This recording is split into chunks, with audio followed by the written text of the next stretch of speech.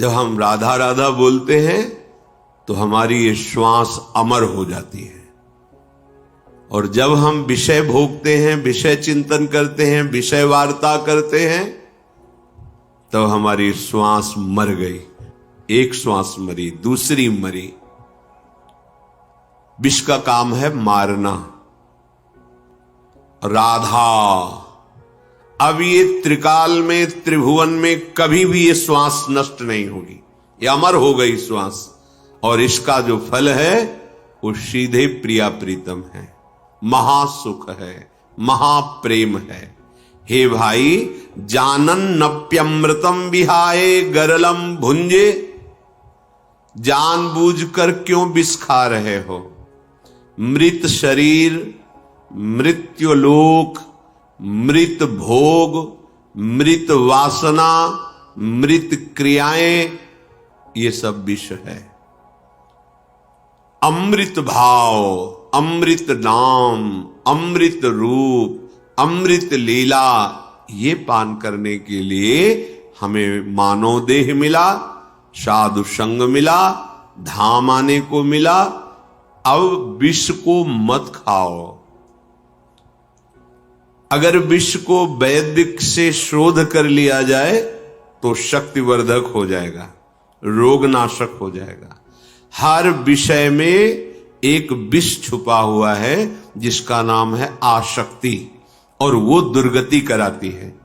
देखो, छोटे छोटे भोगों में आसक्ति है, हम इसके बिना नहीं जी सकते, हम इस नशा के बिना, हम इस भोग के बिना, हम ऐसा किए बिना नहीं रह सकते, नहीं जी सकते। ये जो विष आया, इसे आसक्ति कहते हैं। अगर यही विषय शास्त्र सम्मत प्रभु को अर्पित करके प्रसाद रूप से सेवन करो तो वही आपके जीवन का परम मंगल कर देंगे। पर प्रभु को स्वामी मानकर, अपने हृदय भाव में अपने को सेवक मानकर तुम्हें ही निवेदित भोजन करें। हर चेष्टा, ये तो सर्वाणि कर्माणि मयि सन्न्यस्य मत्पराहा, मेरे परायण होकर सारे कर्म मेरे को अर्पित करो। अब वो कर्म मृत नहीं हुए, अमृत हो गए, भगवान को समर्पित हो गए। तो हे भाई, क्यों तुम मूढ़ता करते हो? इतना दिव्य मानव देह मिला, इतना बढ़िया आपको अवसर मिला है इस दुख से, माया जाल से मुक्त होने का, तो तुम जानबूझकर विष सेवन क्यों कर रहे हो? अमृत का त्याग क्यों करते हो? अमृत है नामामृत, रूपामृत, लीलामृत, धामामृत, ये अमृत है। इसका पान करो, इसका गान करो, इसका श्रवण करो, मनन करो, जीवन भगवतमय बना लो। स्वयं बंधनम प्यारति व्रात निबंधनम दृढ़तरम कुर्वे सदृक् स्वबंधवत। अरे भाई, तुम्हें दिखाई नहीं दे रहा? तुम्हारा मनुष्य जीवन मिला है मुक्त होने के लिए, और तुम बंधते चले जा रहे हो।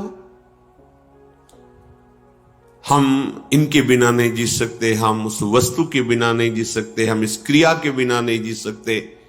ये क्या कर रहे हो? श्रीपाद कह रहे हैं स्वयं बंधनम, तुम स्वयं अपने को बांधते जा रहे हो। कैसी महामहिमामयी स्थिति होती है भजन से। कोई चाह नहीं, कोई इच्छा नहीं।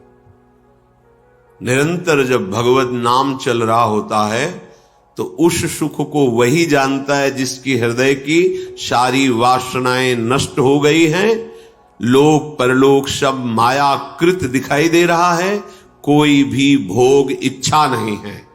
उसके हृदय में जो सुख होता है वो वही जान सकता है। हे भाई, तुम अंधे क्यों बन रहे हो? तुम्हें दिखाई नहीं दे रहा? तुम जिस मार्ग में जा रहे हो इसका अंत ही नहीं है, क्योंकि ये जादू है, जादू। संसार मार्ग ये मायापति का जादू है। उनसे विमुख होकर चलते रहोगे, यात्रा कभी पूरी होगी ही नहीं, आज तक नहीं पूरी हुई। जब से सृष्टि रची गई तब तक आज हम चलते ही चले जा रहे, भोगते ही जा रहे, न कहीं विश्राम है, न कहीं सुख शांति है, बस खोज ही खोज चल रही सुख की, विश्राम की, गलत दिशा में। धन से सुख, भोगों से सुख, मान प्रतिष्ठा से सुख की हमें प्राप्ति हो जाएगी, और ये खोजते खोजते अनंत जन्म व्यतीत हो गए। जन्मान्य शंखानि गतानि में वृथा, मेरे असंख्य जन्म व्यर्थ कर दिए इस मूर्खता ने। हे भाई, दृढ़तरम कुर्वे सदृक्ष अंधवत, तुम स्वयं दृढ़ता पूर्वक ज्ञानांध होकर के, ज्ञान से अंधे होकर के भोग के कुएं में गिरने जा रहे हो, जहां काल रूपी विकराल विष चढ़ाने वाला सर्प बैठा हुआ है। अंधकूप, अंधकार में इस कूप में गिरते ही वासना का जहर चढ़ जाएगा, और वह भोगते भोगते कब जीवन की शाम हो गई तुम्हें पता भी नहीं चलेगा।